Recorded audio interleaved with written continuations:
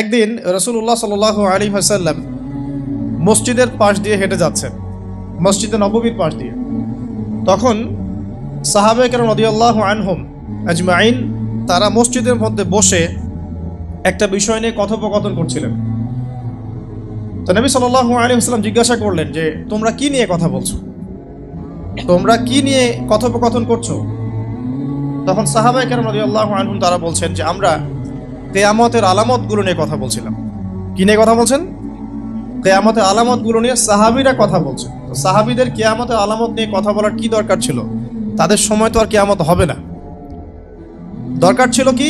সচেতনতা। তারা ফিতনায় নিজেরা যেন না পড়ে যান এই জন্য সতর্ক থাকতে চাইতেন। এই কারণেই ফিতনাময় পরিবেশ নিয়ে আলোচনা করতেন। তো নবী সাল্লাল্লাহু আলাইহি ওয়াসাল্লাম তখন বললেন, দেখো, যতদিন পর্যন্ত 10টা আলামত প্রকাশ হচ্ছে না ততদিন পর্যন্ত কিয়ামত হবে না। কয়টা আলামত? 10টা। নবী সাল্লাল্লাহু আলাইহি ওয়াসাল্লাম প্রথমে বললেন 2 নাম্বার হচ্ছে ইয়াজুজ এবং মাজুজ। এর আদম সন্তান পৃথিবীতে বের হবে এবং পুরো পৃথিবীটা ম্যাসাকার করে ছেড়ে দিবে। আর মাসিহুদ দাজ্জাল, ইয়াজুজ আর মাজুজ। 3 হচ্ছে ঈসা ইবনে মারইয়াম। ঈসা ইবনে মারইয়াম যতক্ষণ পর্যন্ত না আসছেন, পৃথিবীতে আবার ইউটার্ন না করছেন এবং তার হাতে মাসিহুদ দাজ্জাল নিহত না হচ্ছে, কিয়ামত হবে না। 4 দাব্বাতুল আরদ, অর্থাৎ পৃথিবীর ভিতরে একটা প্রাণী আছে, মাটি ফেরে এই প্রাণীটা বের হবে কিয়ামতের আগে আগে, এবং এই প্রাণীটা মানুষের সাথে কথাবার্তা বলবে, কথা বলতে পারা প্রাণী। এ যতক্ষণ বের হচ্ছে না কিয়ামত হবে না ইনশাআল্লাহ তাআলা। কটা বললাম? 4টা। 5 হচ্ছে দুখান বা ধোঁয়া। এই পুরো পৃথিবীর আকাশটা একটা নির্দিষ্ট সময় পর্যন্ত ধোঁয়ায় ছেয়ে যাবে এবং হতে পারে, আল্লাহু আলাম, হতে পারে যে সূর্যের আলো পৃথিবীতে পৌঁছাবে না, এমন ধোঁয়া হতে পারে। পুরো পৃথিবীটা ধোঁয়ায় ছেয়ে যাবে, যে সূরা দুখানের মধ্যেও বলা আছে। এটা 5। 6 নম্বরে নবী সাল্লাল্লাহু আলাইহি ওয়াসাল্লাম বলছেন যে একটা ভূমিকম্প হবে পৃথিবীর পূর্ব দিকে। পৃথিবীর পূর্ব দিক মানে এই যে ভারত, পাকিস্তান, বাংলাদেশ, শ্রীলঙ্কা, ইন্দোনেশিয়া, ঠিক আছে, এই সিঙ্গাপুর, এই যে কন্টিনেন্ট, মালয়েশিয়া, এটা পৃথিবীর পূর্ব দিক। এদিকে একটা ভূমিকম্প হবে। তারপরে 7 পৃথিবীর পশ্চিমে একটা ভূমিকম্প হবে। পশ্চিম মানে বোঝেন না? পশ্চিমা বিশ্ব না, সৌদি আরব না। পশ্চিমা বিশ্ব, ব্রিটেন, ফ্রান্স, জার্মানি, তারপরে রাশিয়ান কন্টিনেন্ট, হ্যাঁ, ইউক্রেন, এইদিকে আপনার আমেরিকা, এই পুরো পশ্চিমা বিশ্ব, এখানে একটা ভূমিকম্প হবে বড়। এবং এগুলো এমন হবে যেগুলোতে ভূমি মাটিতে ধসে যাবে, মাটিতে ডুবে যাবে। ভূমিকম্প না, ভূমিধস। 8 পৃথিবীর মাঝখানে মধ্যপ্রাচ্যে একটা ভূমিকম্প হবে, যেখানে আমাদের সো কল্ড আমিরুল মুমিনিনরা থাকে, যারা আমেরিকা এবং ইসরায়েলের বন্ধু, এদের এখানে একটা ভূমিকম্প হবে ইনশাআল্লাহ। আর 9 ইয়েমেন থেকে একটা আগুন বের হবে। ইয়েমেন থেকে একটা আগুন বের হবে, যে আগুন মানুষকে হাসরের মাঠের দিকে তাড়িয়ে নিয়ে আসবে। আরেকটা বলেছেন 10 নম্বর, যেটা এই মুহূর্তে আমি ঠিক মনে করতে পারছি না।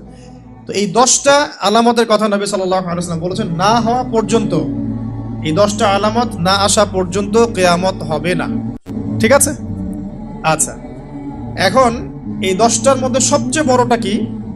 সবচেয়ে বড়টা হচ্ছে মাসিহুদ দাজ্জাল। সবচেয়ে বড়টা কি? ও 10 নম্বরটা মনে পড়েছে, আলহামদুলিল্লাহ। সূর্য উঠবে পশ্চিম দিক থেকে। সূর্য উঠবে পশ্চিম দিক থেকে, তাহলে আর সময় নাই, পৃথিবীর সময় শেষ। এই 10টা মনে থাকবে? আসেন বলি। প্রথমে কি? দাজ্জাল। তারপরে ইয়াজুজ আর মাজুজ। 3 নাম্বার ঈসা ইবনে মারইয়ামের প্রত্যাবর্তন। 4 নাম্বার দাব্বাতুল আরদ, জমিন থেকে প্রাণী বের হয়ে কথা বলবে মানুষের সাথে। ঠিক আছে? 5 নাম্বার কি বললাম? ধোঁয়া, দুখান। ঠিক আছে? 6, 7, 8 3টা ভূমিকম্প, পূর্ব দিকে একটা, পশ্চিমে একটা, পৃথিবীর মাঝখানে একটা। 9 নাম্বার ইয়েমেনের নাম শুনেছেন? ওই যে যেখানে সৌদিরা বোম মারছে আর কি, ইয়েমেনের বাচ্চাদেরকে বোম মেরে হত্যা করছে না, জানেন না খবর? তো ওই ইয়েমেনের ছোট ছোট বাচ্চারা শিয়া সুন্নির কি বোঝে আমার বুঝে আসে না। ওই ছোট ছোট বাচ্চাগুলো শিয়া সুন্নির কি বোঝে আমার বুঝে আসে না। আমেরিকার টাকা খেয়ে এরা ঠিকই বোম মারছে কেন? আর এই বোমগুলো তো এরা তৈরি করতে পারে না, আমেরিকার কাছ থেকে কিনে নেয়। তো ওই ইয়েমেন থেকে আগুন বের হবে, সেই আগুন মানুষকে হাসরের মাঠের দিকে তাড়িয়ে নিয়ে আসবে, এবং 10 যেটা বললাম সূর্য উঠবে পশ্চিম দিক থেকে, তখন তওবার দরজা বন্ধ হয়ে যাবে, তওবা আর করেও লাভ হবে না। দুইটা সময় তওবা করে লাভ নাই। একটা হচ্ছে মৌতের যন্ত্রণা শুরু হয়ে গেলে, মৃত্যুর যন্ত্রণা শুরু হয়ে গেলে আগে পা থেকে শুরু হয়ে আস্তে আস্তে গলার দিকে আসে। হাদিসে যেমনটা এসেছে, সূরা ওয়াকিয়ার মধ্যেও আছে যে পায়ের দিক থেকে যন্ত্রণা শুরু হয়ে আস্তে আস্তে আস্তে আস্তে এই গলার দিকে আসে, এবং আত্মাটা গলার এখানে যখন চলে আসে, এখান থেকে মালাকুল মউত আত্মাটাকে নিয়ে চলে যায়, এবং চোখ দিয়ে তাকিয়ে থাকে মানুষ। রূহটা চলে গেলে মানুষ চোখ দিয়ে তাকিয়ে থাকে, দেখবেন এই কারণে মৃত ব্যক্তি তাকিয়ে থাকে, চোখ খোলা থাকে। এবং তখন আসমান থেকে সিঁড়ি নামিয়ে দেওয়া হয়, ওই সিঁড়িতে করে আত্মা চলে যাচ্ছে, ও তাকিয়ে দেখে যে আত্মা চলে যাচ্ছে। এবং মানুষ মারা যাওয়ার পরে চোখ জীবিত থাকে অনেকক্ষণ। মেডিকেল সায়েন্স যারা পড়েছে তাদেরকে জিজ্ঞাসা করবেন, মানুষ ডেড হয়ে গেলেও চোখ দেখবেন আরো কয়েক ঘন্টা, আরো নির্দিষ্ট একটা সময় পর্যন্ত চোখটা কিন্তু জীবিত থাকে। এই জন্যে চোখ বন্ধ করে দিতে হয়। যাই হোক, যেটা বলছিলাম যে মৌতের যন্ত্রণা শুরু হয়ে গেলে তওবা করে লাভ নাই, তওবার দরজা বন্ধ। আর পশ্চিম দিক থেকে সূর্য উঠে গেলে তওবা করে লাভ নাই, তওবার দরজা বন্ধ। এই 10টার মধ্যে সবচেয়ে বড়টা হচ্ছে মাসিহুদ দাজ্জাল। কেন বড়? কারণ নবী সাল্লাল্লাহু আলাইহি ওয়াসাল্লাম নিজে বলেছেন যে পৃথিবীর ইতিহাসে আদম আলাইহিস সালাম থেকে শুরু করে মুহাম্মদ সাল্লাল্লাহু আলাইহি ওয়াসাল্লাম পর্যন্ত এই যে লক্ষ লক্ষ নবী রাসূল এসেছেন, পৃথিবীর এই যে শত লক্ষ বছরের হিস্ট্রি, এর মধ্যে দাজ্জালের চেয়ে ভয়ঙ্কর কোনো ফিতনা আসে নাই। নবী সাল্লাল্লাহু আলাইহি ওয়াসাল্লাম বলছেন, একজন মুমিন ব্যক্তি যদি দাজ্জালকে পেয়ে যায়, সে যেন তার সাথে সাক্ষাতের আকাঙ্ক্ষা না করে, কারণ সে তার সাথে সাক্ষাৎ করলে ঈমান হারা হয়ে যেতে পারে। সে এত বড় ফিতনা হবে, এত বিশাল ফিতনা হবে। এই যে ছোট্ট একটা ফিতনা সুদ থেকে কি আমরা মুক্ত থাকতে পারছি? সবাই সুদের মধ্যে পড়ে যায় নাই? এই যে মেয়েদের ফিতনা, মেয়েদের যে ফিতনা, বেহায়াপনা, এখান থেকে কি আলেম জালেম কেউ বাকি আছে? সবাই ফিতনায় পড়ে যাচ্ছি আমরা। ফেসবুকে ঢুকবেন, আপনি না চাইলেও আপনাকে দেখা যাবে নগ্ন ছবি দেখতে আপনি বাধ্য হচ্ছেন। টিভি দেখতে বসবেন, আপনি না চাইলেও নগ্ন ছবি দেখতে আপনি বাধ্য হবেন। এই যে ফিতনা, বাঁচতে পারছি না, সুদ থেকে বাঁচতে পারছি না, বেহায়াপনা থেকে বাঁচতে পারছি না। পর্নোগ্রাফি থেকে কেউ বাঁচতে পারে? যে কেউ ফোন চালায় দেখবেন পর্নোগ্রাফির ছবি চলেই আসবে, নগ্ন ছবি চলেই আসবে। আলেম জালেম এভরিবডি আসবেই। তারপরে আপনার মাদক, এই মাদকের ফিতনা থেকে কি সবাই বেঁচে থাকতে পারছে? এরকম অনেক ফিতনা আছে যেগুলো থেকে মানুষ চাইলেও বাঁচতে পারছে না।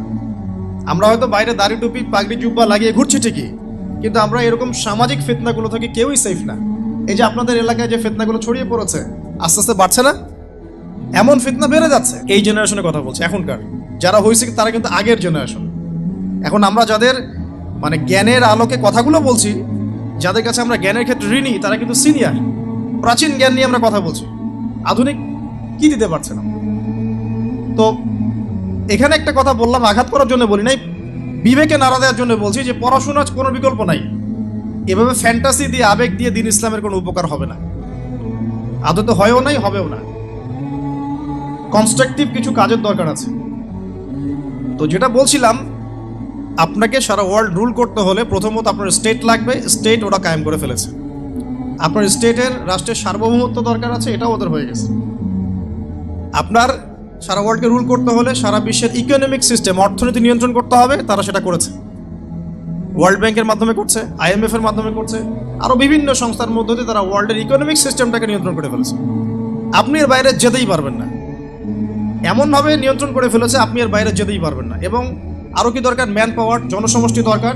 এই জনসমষ্টির জন্য তারা ইউনাইটেড নেশনস ফর্ম করে ফেলেছে। আপনি ইউনাইটেড নেশনসের বাইরে যেতেই পারবেন, কেউ পারবে না। এখনকার এই রাষ্ট্রের, এই বিশ্বের কারো পক্ষে সম্ভব না। এর বাইরে গিয়ে কিছু করা কারো পক্ষে সম্ভব না, করতে গেলেই শেষ করে ফেলাবে। আর কি দরকার? আপনার সারা ওয়ার্ল্ডের মিডিয়া, প্রযুক্তি নিয়ন্ত্রণ করতে হবে। মিডিয়া নিয়ন্ত্রণে না থাকলে আপনি ইসলামকে আর মৌলবাদী সন্ত্রাসী ধর্ম বলে প্রচার করতে পারবেন না।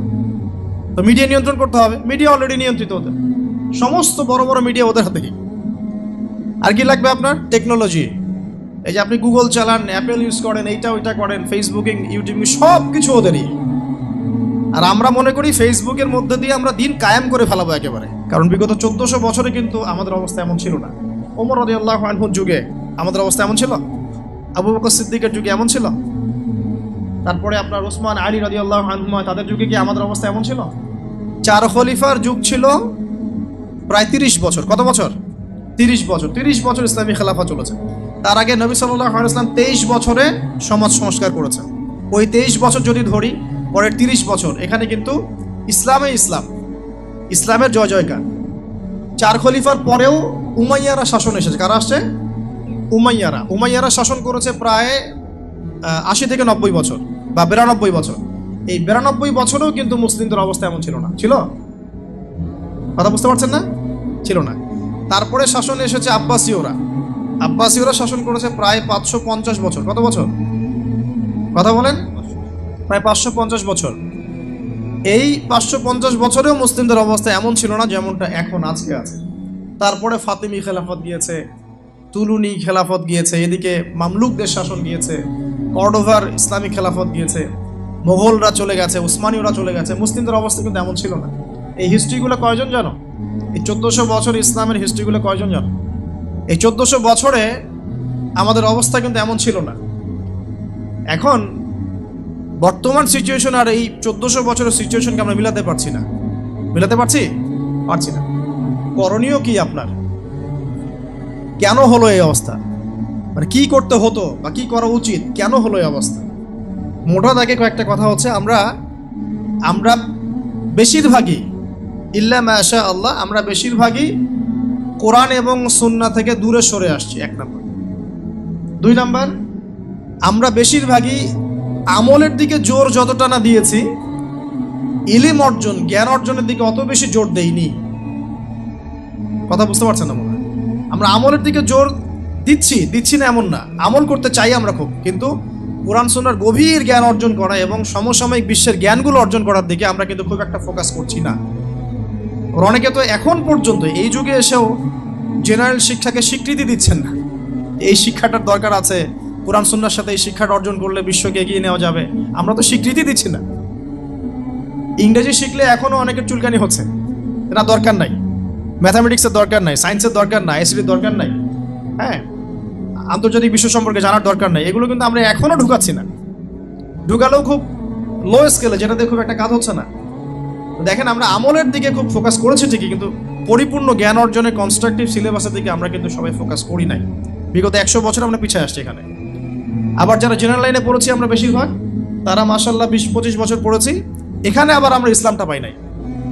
এখানে ইসলাম থেকে আমরা আবার সরে আসছি। আমরা অনেক কিছু শিখেছি, ডক্টর হয়েছি, ইঞ্জিনিয়ার হয়েছি, পলিটিশিয়ান হয়েছি, ইকোনমিস্ট হয়েছি, কিন্তু ইসলামিক বেসিক জিনিস জানি না। অজুর ফরজ জানি না, নামাজের ফরজ, ওয়াজিব, সুন্নাত, মোস্তাহাব জানি না। আছে না? ফরজ গোসল কেমন করে করতে হয় সেটাও আমরা বুঝতে পারছি না, জানি না অনেকেই। পরে যখন হেদায়েত আসে তখন আবার পড়াশোনা শুরু করি, তখন জানি। সিলেবাস ওয়াইজ আপনি পাচ্ছেন না। এখানে জ্ঞানের একটা দৈন্যতা আছে না, মেরুকরণ আছে না? এই জ্ঞানের মেরুকরণ হচ্ছে দায়ী, প্রথম কথা। তারপরে হচ্ছে কোরআন সুন্নাহ থেকে সরে আসা, 2 নাম্বার। 3 নাম্বার, আমল করেছে ঠিকই, কিন্তু পরিপূর্ণ আমলে আমরা বিশ্বাসী না অনেকেই। হ্যাঁ, যে আমলগুলো করলে কোনো সমস্যা হয় না সেগুলো করছে ঠিকই, যে আমলগুলো করলে সমস্যা হবে সেগুলো আবার করতে চাই না। কিরকম? নামাজ পড়লে কোনো সমস্যা নাই, আপনি নামাজ পড়বেন, তাসবিহ তাহলিল করবেন, হ্যাঁ, আপনি সময় লাগাবেন, ওকে ফাইন। কিন্তু সুদ নিয়ে কথা বললে বা সুদের এগেনস্টে কিছু করলে প্রবলেম, আপনি পড়তে যাচ্ছেন না। ওটা নিয়ে লেকচার দিলে আপনার চাকরি থাকবে না, আপনার ইমামতি থাকবে না। হ্যাঁ, আপনি স্টেজে উঠছেন, মাহফিল কমিটি কানে কানে বলে দিচ্ছে যে এখানে ভাই অনেক সুদখোর আছে, সুদ নিয়ে কথা বলা যাবে না, এখানে ভাই অমুক আছে, ভাই এগুলো নিয়ে কথা বলা যাবে না। হ্যাঁ, আমাদের মাহফিলে যিনি দান করেছেন উনি আবার অনেক বড় তামাকের ব্যবসায়ী, তামাক নিয়ে কথা বলেন, যাই বলেন। এই যে পরিপূর্ণ যে আমল, মানে ইসলামের পরিপূর্ণতা আমি আমল করব, পারি না পারি আগে বিশ্বাস তো করবো যে হ্যাঁ পরিপূর্ণটাই ইসলাম। এখন পারছি না, সেটা আলাদা বিষয়। এখান থেকে আমরা অনেকে সরে আসছি। আর কি দেখেন, আমরা কিন্তু আদর্শ পরিবারটা গড়তে অনেকে ব্যর্থ হয়েছি। 4 নাম্বার। 5 নাম্বার, পরিবারের একজন নামাজ পড়ে, বাকিরা পর্দা নাই, নামাজ নাই, খেয়ালও নাই আমাদের অনেক। আবার দেখবেন আমাদের মা বোনদের পর্দা শিথিলতা করে দিয়েছি আমরা, সব জায়গায় উন্মুক্ত হয়ে ঘুরছে। তার চেয়ে বড় কথা, আমরা কিন্তু অনেকে আবার হারাম রিজিকে ঢুকে গেছি। রিজিকের ক্ষেত্রে আমরা হালাল হারামের পরোয়া করছি না, সুদ, ঘুষ, জেনা, ব্যভিচার সবখানেই আছি আমরা, দুর্নীতি সব জায়গায় আছে। এই আর কি কারণ। সবচেয়ে বড় কথা, ইউনাইটেড নেশনসটা, মানে আমাদের মুসলিম উম্মার ইউনিটিটা নষ্ট হয়ে গেছে। সবাই বাহ্যিকভাবে যদি বলি আমরা সবাই ভাই ভাই, কিন্তু আপোষে আমরা আসলে হিংসাত্মক মনোভাব পোষণ করছি, বোথ পলিটিক্যালি এবং ধর্মতাত্ত্বিকভাবেও। দেখবেন এই যে সিজন আসবে, ইলেকশনের সিজন, নিজের ভাই, আপন ভাই ভাই মারামারি করবে। উভয় মুসলিম, ওই ভাইও মুসলিম, এক্স, এই ভাই ওয়াই, এও মুসলিম, এক্স ওয়াই মারামারি করে, দুজনে মুসলিম। দুনিয়ার জন্য, দুনিয়ার একটা ক্ষমতার জন্য উভয় ভাই ডেমোক্রেটিক পদ্ধতিতে গিয়ে মারামারি করে জীবন শেষ। অথচ দুইজনই আমার ভাই, দুইজন মরলে জানাজা পড়বো, তাই না? দুজনই মুসলিম, আমরা চাবো দুজনে জান্নাতে যাক। একইভাবে ধর্মের দিকে দেখবেন দুইটা মুসলিম দল এই রক্ত মাংস খাওয়াখাওয়ি করছে, দুইটা মুসলিম বক্তা একজন একজনকে কামড়াকামড়ি করছে, দুইটা মুসলিম মানে মানহাজের মানুষ উভয় একে অপরকে কাদা ছড়াছড়ি করছে। এই যে ছোট মানসিকতা, মানে কি বলবো, যে মিন মাইন্ডেড সাইকোলজি, এটা আমাদের উম্মার ভাঙনের জন্য অনেকটা দায়ী আর কি। আমরা লিবারেল হতে পারি নাই, উদার হতে পারছি না, সবাইকে ভাই মনে করতে পারছি না, এবং সবার কল্যাণকামী হওয়ার মানসিকতাটা হারিয়ে যাচ্ছে। এই জিনিসগুলো আমাদের পিছিয়ে পড়ার অন্যতম কারণ হয়ে দাঁড়িয়েছিল আর কি। আর পলিটিক্যাল ইস্যুগুলো তো বাদ, কারণ আমরা তো ওই লেভেলে যাই নাই, এখন তো ইসলামিকভাবে ওইটা সব জায়গায় ইম্পোজ করা হয় নাই। এই কারণে আপনি ওয়ার্ল্ড অ্যাফেয়ার্সে গিয়ে ইসলাম নিয়ে কথা বলতে পারছেন না।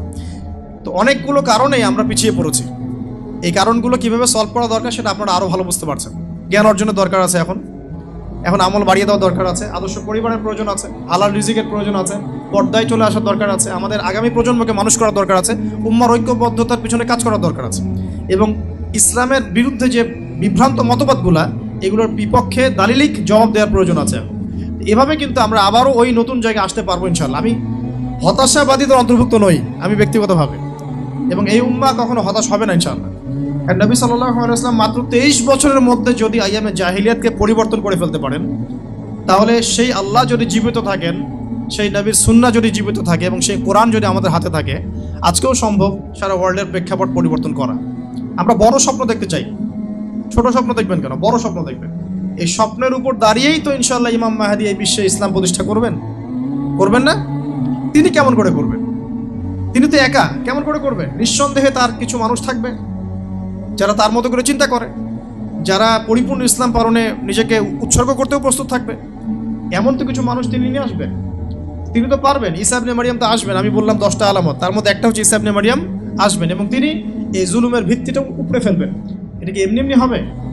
অনেক ত্যাগ হবে, অনেক তিতিক্ষা হবে, অনেক পরিশ্রম হবে, হ্যাঁ, তাদের ইফোর্ট থাকবে। সারা বিশ্বের মধ্যে ইসলামটা আল্লাহ যাদেরকে পছন্দ করবেন তাদের মধ্যে দিয়ে ছড়িয়ে দিবেন। একবার না একবার কিন্তু এটা হবেই। আমরা জানি আসন্ন সময়গুলো তাদের বিশ্বকে ডমিনেট করার সময়, কিন্তু তারপরে একটা যুগ আসবে যেই যুগে ইসলামের সোনালী সকাল কিন্তু আবারও দেখা যাবে ইনশাআল্লাহ। এখন কনক্লুশন আসার আগে আমি জাস্ট কয়েকটা পয়েন্ট বলে শেষ করে দিই যে নবী সাল্লাল্লাহু আলাইহি ওয়াসাল্লাম, এই জায়গাটা একটু ভালো করে বোঝেন। নবী সাল্লাল্লাহু আলাইহি ওয়াসাল্লাম এমন একটা সমাজকে পরিপূর্ণরূপে পরিবর্তন করে দিয়েছেন যেই সমাজে ম্যাক্সিমাম শিরিক করত, ম্যাক্সিমাম মূর্তি পূজা করত, শিরিক করত, ম্যাক্সিমাম মানুষ সুদ খাইত, ম্যাক্সিমাম মানুষ মাদকদ্রব্য সেবন করত, মেয়েদের কোনো রকমের সম্মান ছিল না, এমনকি গোত্রীয় হানাহানি চরম পর্যায়ে, কথা কাটাকাটি হতে হতেই রক্তক্ষয়ী সংঘর্ষ হয়ে যেত, আমরা যেটাকে আইয়ামে জাহিলিয়াত বলি। এদিকে দেখেন নবী সাল্লাল্লাহু আলাইহি ওয়াসাল্লাম আইয়ামে জাহিলিয়াতের একটা জাহেলি সমাজকে কত বছরে পরিবর্তন করেছেন বলেন? কত বছর? মাত্র 23 বছর। 23 বছর পরে মক্কার দিকে তাকিয়ে দেখেন, কোনো শিরক আছে কি?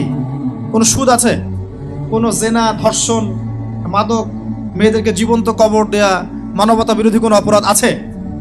23 বছর। কত বছর? আপনি হিস্ট্রি পড়েন, দর্শনের যে শাস্ত্রগুলো পড়েন, পড়ে দেখেন এমন কোনো দার্শনিক মতবাদ নাই, এমন কোনো ঐতিহাসিক সমাজ পরিবর্তনকারী মতবাদ নাই যেটা এত অল্প সময়ের মধ্যে সমাজ পরিবর্তন করে ফেলেছে। আমি চ্যালেঞ্জ করলাম।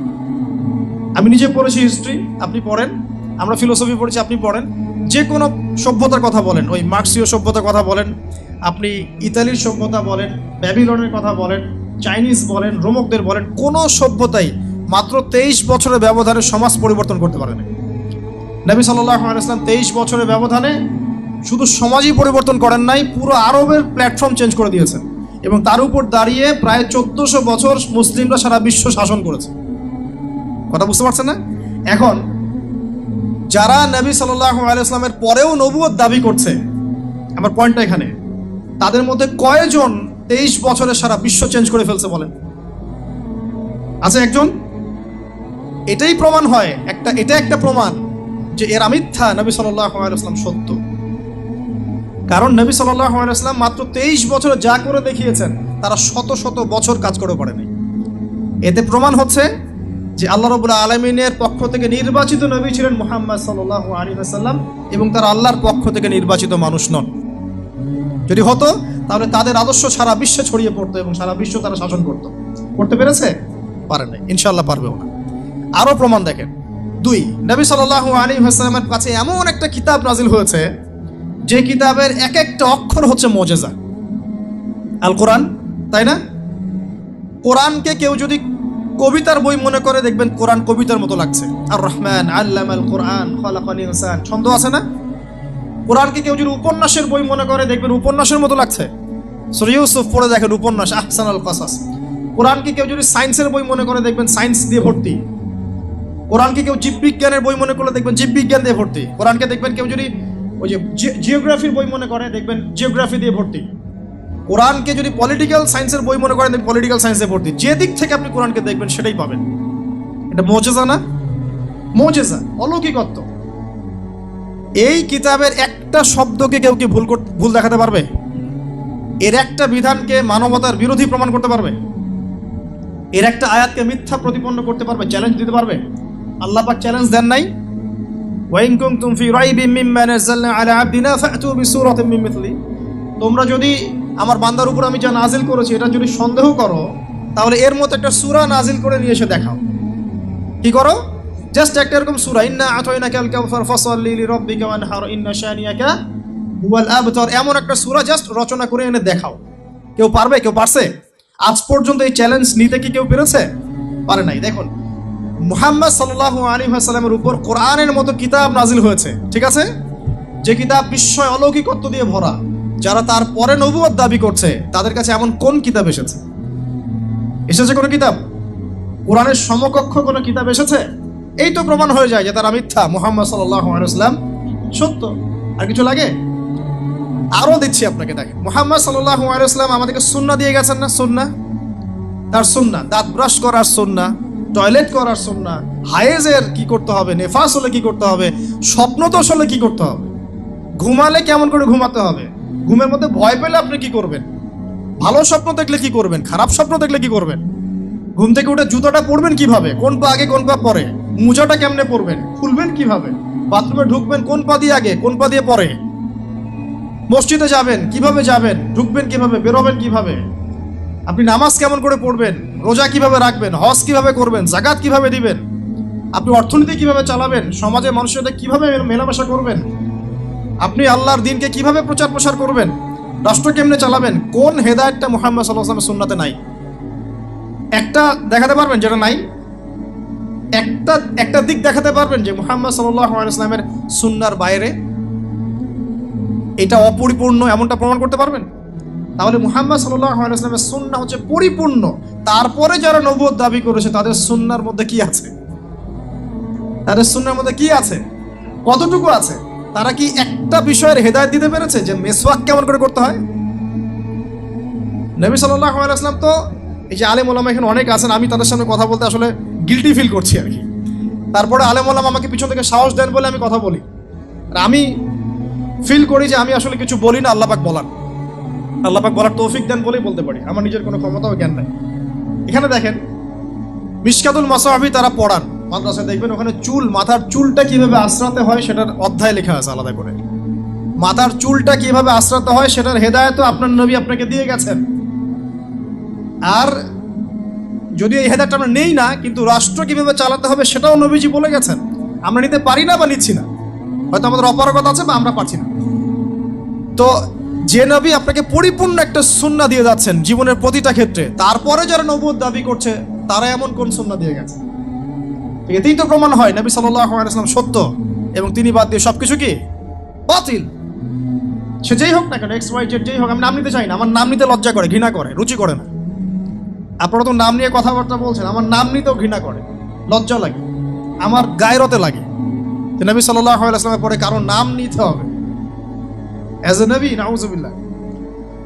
আরো আপনাকে দেখাচ্ছি, দেখুন, পরিপূর্ণ জীবন বিধান। আল্লাহ পাক বলেননি যে এই দিন ইসলাম একটা পরিপূর্ণ জীবন বিধান? সূরা মাইদা 3 নম্বর আয়াত পড়ে দেখেন, আল-ইয়াউমা আকমালতু লাকুম দীনাকুম ওয়া আতমামতু আলাইকুম নি'মাতি ওয়া রাদিতু লাকুমুল ইসলামা দীনান। সূরা মাইদার 3 নম্বর আয়াত।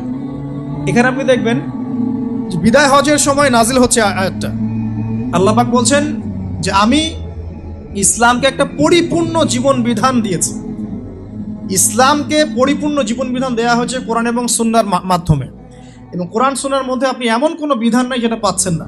মুহাম্মদ সাল্লাল্লাহু আলাইহি ওয়াসাল্লাম ছাড়া এমন কোন ব্যক্তি আছে যাকে এমন একটা পূর্ণাঙ্গ শরীয়ত দেওয়া হয়েছে? আছে? তাহলে এখানেই তো প্রমাণ হয় মুহাম্মদ সাল্লাল্লাহু আলাইহি ওয়াসাল্লাম আল্লাহর পক্ষ থেকে মনোনীত নবী এবং বাকি যারা তারা বাতিল। তারপর সামনে যান, নবী সাল্লাল্লাহু আলাইহি ওয়াসাল্লাম শুধু কি বই লিখে আর লেকচার দিয়ে দিন প্রচার করেছেন? প্রথম 3 বছর গোপন দাওয়াত দিয়েছেন। দেখেন 23 বছর, প্রথম 3 বছর গোপন দাওয়াত দিয়েছেন, পরে তিনি প্রকাশ্য দাওয়াত দিয়েছেন। মক্কায় থেকেছেন 13 বছর, তারপর মদিনায় হিজরত করে সেখানে 10 বছর। কখনো যখন সবর করার দরকার সবর করেছেন, যখন দাওয়াত দেওয়ার দাওয়াত দিয়েছেন, যখন অস্ত্র ধরার অস্ত্র ধরেছেন। সারিয়া করেছেন, সারিয়া এবং গাজওয়া। সারিয়া কি? যেখানে নবী সাল্লাল্লাহু আলাইহি ওয়াসাল্লাম অন্য কাউকে আমির হিসেবে দায়িত্বে পাঠিয়েছেন। আর গাজওয়া হচ্ছে বদর উহুদের মতো, খন্দকের মতো, খায়বারের মতো, যেখানে নবী সাল্লাল্লাহু আলাইহি ওয়াসাল্লাম নিজে উপস্থিত থেকেছেন অ্যাজ এ সেনাপতি। একজন নবী, তিনি অস্ত্র হাতে তরবারি নিয়ে যুদ্ধের মাঠে যুদ্ধের নেতৃত্ব দিচ্ছেন। নবী সাল্লাল্লাহু আলাইহি ওয়াসাল্লামের পরে যারা নবুয়ত দাবি করছে, এদের কয়জন এমনটা করেছে? বলেন, একজনও? ওই ঘরের পিছনে বসে বসেই খালি কিছু বই লেখা আর কিছু বিভ্রান্তি ছড়ানো, আর কিছু করেছে? কখনো সম্মুখ সমরে এসেছে? সম্মুখ সমরে আসার সাহসই তো নাই, কারণ তারা বাতিল। আর মুহাম্মদ সাল্লাল্লাহু আলাইহি ওয়াসাল্লাম হক নবী বলে সম্মুখ সমরে নেতৃত্ব দিয়েছে। প্রমাণ হচ্ছে না যে নবী সাল্লাল্লাহু আলাইহি ওয়াসাল্লাম সর্বশেষ নবী? তারপরে কোনো নবী আসবেন না ইনশাআল্লাহ তাআলা। দেখুন আরো একটা পয়েন্ট বলি, কিয়ামত নবী সাল্লাল্লাহু আলাইহি ওয়াসাল্লামের উপর যা নাজিল হয়েছে কোরআন এবং সুন্নাহ এবং দ্বীন ইসলাম, কিয়ামত পর্যন্ত থাকবে না? থাকবে না? নবী সাল্লাল্লাহু আলাইহি ওয়াসাল্লাম বাদ দিয়ে যারা নবুয়ত দাবি করেছেন, এই পর্যন্ত প্রায় 30 জন হয়ে গেছে। কিন্তু নবীজি বলেছিলেন যে 30 জনের বেশি বা প্রায় 30 জন মিথ্যা নবুয়তের দাবিদার আসবে আমার পরে, যার মধ্যে 3 জন হবে মহিলা। 3 জন কি? মহিলা। 27 জন পুরুষ। তো যারা দাবি করেছে তাদের আদর্শ, তাদের শরিয়া পৃথিবীতে টিকে আছে না মিটে গেছে? মুসাইলামা কাযযাব কি এমন কোনো শরীয়ত নিয়ে এসেছিল যেটা কিয়ামত পর্যন্ত আছে? এমন কোনো কিতাব নিয়ে এসেছিল যেটা কিয়ামত পর্যন্ত থাকবে? এমন কোনো সুন্নাহ দিয়েছে যেটা সার্বজনীন? এমন কোনো দিন দিয়েছে যেটা পূর্ণাঙ্গ? মুসাইলামা কাযযাব কি অস্ত্র ধরেছে? ধরেছিল মনে হয়, তাকে তো হত্যা করা হয়েছে আবু বকর রাদিয়াল্লাহু আনহুর সময়। তো দেখুন, কিয়ামত পর্যন্ত এই যে দিনটা বিজয়ী থাকা, এটা হচ্ছে সেই আলামত যে নবী সাল্লাল্লাহু আলাইহি ওয়াসাল্লামের উপর যেই সত্তা এই দিন নাজিল করেছেন, সেই সত্তা তাকে শেষ নবী করেছেন। তারপরে আর কেউ আসবে না যার দিন কিয়ামত পর্যন্ত থাকবে। সর্বশেষ এই পৃথিবীতে কি হবে দেখুন, সর্বশেষ এই পৃথিবীতে ইমামুল মাহদী আসবেন ফাতিমা রাদিয়াল্লাহু আনহার বংশ থেকে। ফাতিমা রাদিয়াল্লাহু আনহা কে? নবী সাল্লাল্লাহু আলাইহি ওয়াসাল্লামের মেয়ে, তারই লেগেসি থেকে আসবেন। ইমামুল মাহদীর পরে ঈসা ইবনে মারইয়াম আসবেন। তিনি নতুন করে শরীয়ত নিয়ে আসবেন না, তিনি নবী হিসেবে আসবেন, কিন্তু কোনো শরীয়ত নিয়ে নয়, বরং নবী সাল্লাল্লাহু আলাইহি ওয়াসাল্লামের এই যে শরিয়া, এটাই তিনি ফলো করবেন এবং প্রত্যেক আহলে কিতাব তার প্রতি ঈমান নিয়ে আসবে। তো এই যে ইসলাম দিয়ে, ইসলামিক সভ্যতা দিয়ে যে পৃথিবীটা শেষ হচ্ছে, এটা কি কিয়ামত পর্যন্ত দিন জীবিত থাকার প্রমাণ না? প্রমাণ হয়ে গেল। তাহলে যে নবীর উপর এমন দিন আসতে পারে যা কিয়ামত পর্যন্ত টিকে থাকবে, সেই নবী কি শেষ নবী নন? যদি এমন কোনো ব্যক্তি আসতো, বা বোঝেন, মনে করেন 2050 সালে পৃথিবী থেকে ইসলাম মিটে গেছে, কথার কথা নাউযুবিল্লাহ, তাহলে প্রমাণ হয়ে যেত যে ইসলাম মিথ্যা এবং নতুন নবুয়তের দরকার ছিল। আপনারা বুঝতে পারছেন না? তাতারি মানে যে মঙ্গোলিয়ানরা, এরা এই 1250 থেকে 1300 সালের মধ্যেই এই বাগদাদকে আক্রমণ করেছিল, মনে আছে? যারা হিস্ট্রি পড়েছেন তারা জানেন, বাগদাদকে আক্রমণ করেছিল এবং বাগদাদকে পুরো ম্যাসাকার করে ফেলেছে। তখন ওদের হাতে যদি পৃথিবীর সমস্ত মুসলিমরা শেষ হয়ে যেত আর ইসলাম এখন পর্যন্ত না আসতো, আমরা বুঝতাম ইসলাম মিথ্যা। আল্লাহ পাকের এই প্রতিশ্রুতি মিথ্যা, কারণ এটা 1200 সালে থেমে গেছে। আল্লাহ পাক বলছেন ইসলাম শেষ পর্যন্ত থাকবে। যদি থেমে যেত তাহলে আরো নবী আসার দরকার ছিল, নবুয়তের দরকার ছিল। যেহেতু থামে নাই, কিয়ামত পর্যন্ত থামবে না, অতএব নবী আসারও দরকার নাই। অতএব শেষ নবী তিনি যথেষ্ট, আর নবী আসার দরকার নাই। কখন দরকার হতো? যখন যদি এই শরীয়তটা থেমে যেত, তখন আবার নতুন করে কিতাব আসতো, আবার নতুন করে নবী আসতো। সেটা এখন হচ্ছে না। অতএব এটা আমাদের প্রমাণ যে নবী সাল্লাল্লাহু আলাইহি ওয়াসাল্লামের পরে কোনো নবী আসবেন না। এরপরে আসেন আর কয়েকটা পয়েন্ট বলে শেষ করে দেই, একটু আধ্যাত্মিক লেভেলে যাই। পৃথিবীর ইতিহাসে এমন কোনো মানুষ আছে যাকে আল্লাহ পাক মাটি থেকে আসমানে উঠিয়ে আরশে আজিম পর্যন্ত নিয়ে গেছেন? যারা তারপরে নবুয়ত দাবি করেছে তাদের কাউকে কি আল্লাহ পাক মেরাজ ঘটিয়েছেন? তাহলে কোন সাহসে তারা নবী সাল্লাল্লাহু আলাইহি ওয়াসাল্লামের রিসালাতের শানে কথা বলছে? যদি তারা তার চেয়ে বড় হতো, আরো নবীর প্রয়োজন হতো, তাহলে তাদেরকে আল্লাহ পাক আরশের উপরে উঠিয়ে নিতেন।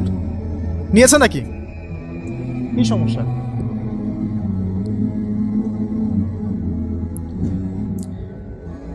মেরাজের কথা বলছিলাম যে নবী সাল্লাল্লাহু আলাইহি ওয়াসাল্লাম ছাড়া কি অন্য কাউকে মেরাজ করা হয়েছে? অন্য নবীদের কথা আমরা বাদ দিচ্ছি, নবী সাল্লাল্লাহু আলাইহি ওয়াসাল্লামের পরে যারা নবুয়ত দাবি করছে তাদের কাউকে কি মেরাজ ঘটানো হয়েছে? হয় নাই। অতএব নিঃসন্দেহে নবী সাল্লাল্লাহু আলাইহি ওয়াসাল্লামের কথা সত্য, বাকিদের কথা কি মিথ্যা।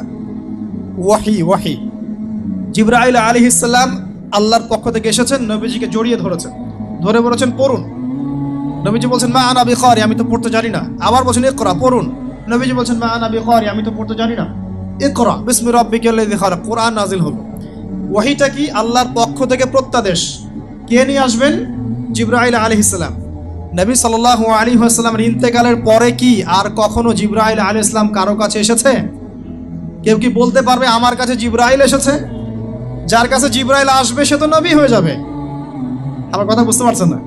যার কাছে জিবরাইল আলাইহিস সালাম নবুয়ত নিয়ে আসবে, ওহী নিয়ে আসবে, সে তো নবী হয়ে যাবে।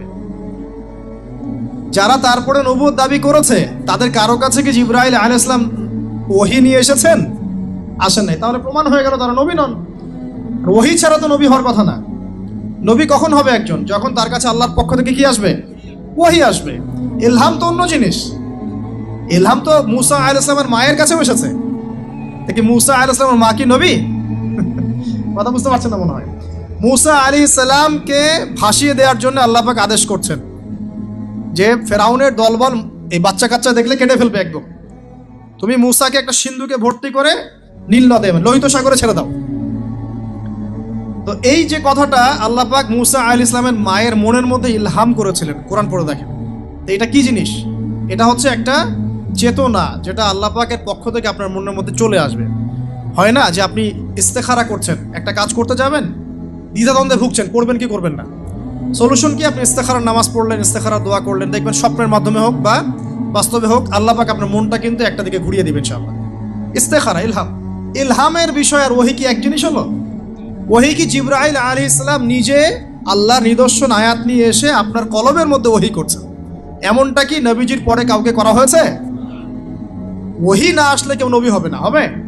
অতএব ওহী যেহেতু আসে নাই, নিঃসন্দেহে তারা নবী নন। প্রমাণ হয়ে গেল। আত্মপ্রমাণের দরকারই নাই, আত্মপ্রমাণ দরকারই না আসলে। আর ওহী কেমন হয়? নবীজি বলছেন, শোনেন কোরআনের ওয়েট, কোরআনের ভার কেমন। নবী সাল্লাল্লাহু আলাইহি ওয়াসাল্লাম শীতের, প্রচণ্ড শীতের সময় তার কাছে ওহী আসছে। সাহাবীরা বলছেন প্রচণ্ড ঠান্ডার মধ্যে আমরা দেখছি নবী সাল্লাল্লাহু আলাইহি ওয়াসাল্লামের কপালে দরদর করে ঘাম পড়তেছে। ওহী, কোরআনের ওয়েট। একবার সাহাবী সম্ভবত যায়েদ ইবনে হারেস রাদিয়াল্লাহু আনহু, তার উরুটার উপরে নবী সাল্লাল্লাহু আলাইহি ওয়াসাল্লামের পাটা ছিল, পা মোবারক ছিল। এমত অবস্থায় ওহী চলে আসছে একটা। আর যায়েদ ইবনে হারেস রাদিয়াল্লাহু আনহু বলছেন যে আমার মনে হলো তখন যে আমার পাটা মনে হয় একদম গুঁড়া হয়ে যাবে ভারে, ওজনে ভারে, মনে আমার হাড্ডিগুলো গুঁড়া হয়ে যাবে এমন মনে হচ্ছে। কখনো ঘন্টার মতো শব্দ হতো, সহিহ বুখারী পড়ে দেখেন, কখনো ঘন্টার মতো শব্দে ওহী আসছে, কখনো মানুষের রূপে জিবরাইল আলাইহিস সালাম আসছে। যারা নবীর পরে নবুয়ত দাবি করছে তাদের কারো কাছে কি এমন হয়েছে? তাহলে তো প্রমাণ হয়ে গেল ওহী আসে নাই। ওহী নাই, নবুয়ত নাই। ওহী আসলে নবুয়ত হবে। ইলহাম তো নবুয়তের নিদর্শন নয়। ইলহাম তো আপনার কলবেও হতে পারে। অনেক আল্লাহওয়ালা মানুষ আছেন না, যারা দূরদর্শিতা অনেক বেশি। এই যে মূসা আলাইহিস সালাম বলছেন নৌকা কেন ফুটা করলেন, এই বাচ্চা কেন হত্যা করলেন, এই যে দেয়াল কেন নির্মাণ করলেন? মূসা আলাইহিস সালাম নবী হয়েও বুঝতে পারছেন না কাজগুলো খিদর আলাইহিস সালাম কেন করলেন। আর খিদর আলাইহিস সালাম বলছেন নৌকা ফুটা না করলে এটা হাইজ্যাক হয়ে যেত। সূরা কাহাফ পড়েন নাই? আর এই দেয়াল নির্মাণ করেছে এই কারণে যে এর নিচে এতিম বাচ্চাদের সম্পদ আছে। মূসা, তোমাকে এই জ্ঞানটা আল্লাহ পাক দেন নাই, আমাকে দিয়েছেন। সুবহানাল্লাহ।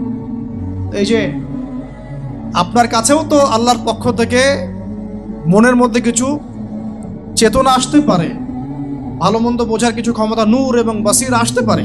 এগুলো তো ওহী নয়। এগুলো কি ওহী? ওহী কি আল্লাহর পক্ষ থেকে প্রত্যাদেশ। ওহী আসে নাই, অতএব নবুয়ত নাই। সিম্পল। সামনে যান। শাফাআত কে দাবি করবে নবী সাল্লাল্লাহু আলাইহি ওয়াসাল্লামের পর যে সে কিয়ামতের মাঠে উম্মতের জন্য সুপারিশ করবে? কে আছে? মুসাইলামা কাযযাব। মুসাইলামা কাযযাব উম্মতের জন্য সুপারিশ করবে?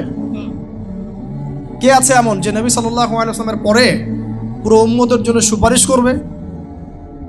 এই কথা বলার মতো বুকের সাহস কারো আছে? তো যে এই কাজটা উম্মতের জন্য করতে পারে না, সে কেমন করে উম্মতের নবী হয়? যে উম্মতের পক্ষে আল্লাহর কাছে সুপারিশ করতে পারবে না, সে কিভাবে নবী হবে? একজন নবীকে, একজন নেতা কাকে বলে? এই যে এখানকার পলিটিক্যাল নেতা কি করবেন? তিনি এই পুরো জনগণের জন্য কাজ করবেন না? এক রাষ্ট্রের নেতা কি করবে? পুরো রাষ্ট্রের জনগণের জন্য কাজ করবে না? নবী সাল্লাল্লাহু আলাইহি ওয়াসাল্লাম উম্মাহ, পুরো উম্মার নেতা। তিনি পুরো উম্মার জন্য আল্লাহর কাছে দোয়া করবে, আল্লাহ আমার উম্মাকে মাফ করে দাও। এটা কে বলেছে? নবী সাল্লাল্লাহু আলাইহি ওয়াসাল্লামের পর যারা নবুয়ত দাবি করছে। কেউ কি তাদের কিতাবে কোনো জায়গায় লিখেছে আমি পুরো উম্মতের জন্য সুপারিশ করব? তাহলে আপনার তো উম্মত নিয়ে কোনো ফিকিরই নাই, ব্যক্তি স্বার্থ নিয়ে পড়ে আছেন। আপনি কেমন করে নবী হন? কেমন করে নবী হয়? সামনে যান, হাউজে কাউসার। আল্লাহ পাক হাউজে কাউসার কাকে দিবেন? কাকে দিবেন? ইন্না আ'তাইনাকা আল কাউসার কার জন্য? নবী সাল্লাল্লাহু আলাইহি ওয়াসাল্লামের জন্য। কাউসার থেকে পানি পান করাবেন কে? যারা তারপরে নবুয়ত দাবি করেছে তারা কি বলতে পারবে যে আমি আমার অনুসারীদেরকে হাউজে কাউসার থেকে পানি দিব? তাহলে কেমন করে সে নবী হলো? বোঝেন কথাগুলো। সামনে যান, মাকামে মাহমুদ, সবচেয়ে শ্রেষ্ঠ মাকাম জান্নাতের, কাকে দিবেন আল্লাহ পাক? মুহাম্মদ সাল্লাল্লাহু আলাইহি ওয়াসাল্লাম। এখন কেউ যদি তার চেয়ে বেস্ট হয়, সে দাবি করুক যে আমাকে আল্লাহ পাক মাকামে মাহমুদ দিবে। এরকম অসংখ্য নিদর্শন আছে যেগুলো বললে শেষ করা যাবে না সারা রাত। যে নবী করিম সাল্লাল্লাহু আলাইহি ওয়াসাল্লামের উপরে যা নাজিল হয়েছে এই ওহী, সেটা আসবে না। ওহী আসবে না মানে পরবর্তীতে কোনো নবুয়ত নাই। জিবরাইল আলাইহিস সালাম পৃথিবীতে আর ওহী নিয়ে আসবেন না। যেহেতু তিনি আসবেন না, অতএব তারপরে নবী হওয়ার কোনো সুযোগ নাই। তার উপর যে কোরআন নাজিল হয়েছে, এমন কিতাব, এমন অনন্য কিতাব আর কিয়ামত পর্যন্ত আসবে না। যেহেতু কোরআনের মতো কোনো কিতাব আসবে না, অতএব নবুয়তের ওহীর কোনো প্রশ্নই ওঠে না। নবী সাল্লাল্লাহু আলাইহি ওয়াসাল্লামের উপর যে সুন্নাহ এসেছে এবং যে পূর্ণাঙ্গ শরীয়ত এসেছে, এমন পূর্ণাঙ্গ শরীয়ত আর আসবে না। অতএব যেহেতু পূর্ণাঙ্গ শরীয়ত আসছে না, অতএব এই শরীয়তের দাবিকারী, নবুয়তের দাবিকারী মানুষরা আল্লাহর কাছে মিথ্যাবাদী বলে প্রমাণিত হবে। এছাড়া যে কথাগুলো বললাম যে কিয়ামত পর্যন্ত তার দিনের স্থায়িত্ব, নবী করিম সাল্লাল্লাহু আলাইহি ওয়াসাল্লামের মেরাজ ঘটানো, তার শাফাআত, তার হাউজে কাউসার, তার মাকামে মাহমুদ, উম্মার জন্য আমভাবে সুপারিশ, এরকম অসংখ্য ঘটনা আছে যেগুলো দিয়ে আমরা প্রমাণ করতে পারি যে নবী করিম সাল্লাল্লাহু আলাইহি ওয়াসাল্লামের মধ্য দিয়ে আল্লাহ পাক দ্বীন ইসলামটাকে পরিপূর্ণ করে দিয়েছেন এবং এরপরে ওহী আসার বা এখান থেকে কিছু মাইনাস করার কোনো সুযোগ আর রাখেন নাই। এখন নবী সাল্লাল্লাহু আলাইহি ওয়াসাল্লাম নিজের মুখের বাণী যে আমার পরে কোনো নবী নেই, আমার পরে আসবে খলিফা। আমার পরে কোনো নবী নেই, আসবে কি? খলিফা। খলিফা, খেলাফা রাশেদার যুগও শেষ হয়ে গেছে, তবে সর্বশেষ একজন খলিফা, একজন ইমামুন আদেল আসা বাকি আছে। সেই ইমামুন আদেল সম্পর্কেও তারা বলেছে যে ঈসা আলাইহিস সালাম নাকি মারা গেছে। নাউজুবিল্লাহ। ঈসা আলাইহিস সালাম যদি মারা যায় তাহলে কোরআনুল কারীমের এই আয়াতের কি হবে? আল্লাহ পাক বলছেন যে ওয়ামা কাতালুহু ওয়ামা সালাবুহু, তারা ঈসা ইবনে মারইয়ামকে হত্যাও করে নাই, ক্রুশবিদ্ধও করে নাই, বরং আবাল রাফাআহুল্লাহু ইলাইহি, বরং আল্লাহ পাক তাকে তার কাছে উঠিয়ে নিয়েছেন। এবং ঈসা ইবনে মারইয়াম হচ্ছে কিয়ামতের সেই 10টা আলামতের এক। তাকে মারার পরে 40 বছর এই পৃথিবীটা শাসন করবে ইনশাআল্লাহ। তখন পৃথিবীর প্রত্যেকটা কাঁচা এবং পাকা বাড়িতে ইসলাম ছাড়া, লা ইলাহা ইল্লাল্লাহ ছাড়া অন্য কোনো কিছু থাকবে না ইনশাআল্লাহ তাআলা। আমরা দোয়া করি আল্লাহ রাব্বুল আলামিন আমরা সবাইকে ইসলামের আসন্ন বিজয় দেখে যাওয়ার তৌফিক দান করুন।